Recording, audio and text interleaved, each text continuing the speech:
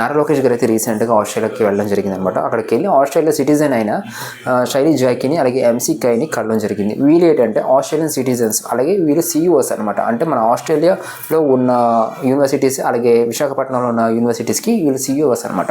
So వీళ్ళు ఏం చేస్తారనమాట, వీళ్ళు ఒక సంస్థని ఉంది కదా, ఆ సంస్థని దాన్ని అభివృద్ధి చేస్తారనమాట. దానికోసం డిస్కషన్ చేయడం కోసం నారా లోకేష్ గారు అయితే అక్కడికి వెళ్ళడం జరిగింది. ఇప్పుడు మనకి ఏంటంటే జేమ్స్ కుక్ యూనివర్సిటీ అనేది ఒకటి మనకి విశాఖపట్నంలో ఏర్పడటం జరిగింది. సో దాన్ని ఏం చేయబోతున్నారంటే ఇప్పుడు నారా లోకేష్ గారు అలాగే ఈ ఆస్ట్రేలియన్ సిటిజన్ ఎవరైతే ఈ సీఈఓ ఉన్నారో వీళ్ళ చేత పార్ట్నర్షిప్ అయితే తీసుకోవడం జరిగింది అనమాట. ఆస్ట్రేలియన్ సీఈఓతో ఏం డిస్కషన్ చేశారంటే ఇప్పుడు ప్రెజెంట్ ఏదైతే మనకి విశాఖపట్నంలో ఉందో దాని ద్వారా మనకి వాటర్ ఫెసిలిటీ కానీ అలాగే టూరిజం ఫెసిలిటీ కానీ ప్రతిదీ, environment, everything and health care నుంచి ప్రతిదీ బాగా జరగాలని ఆయన పార్ట్నర్షిప్ తీసుకోవడం అయితే జరిగిందనమాట.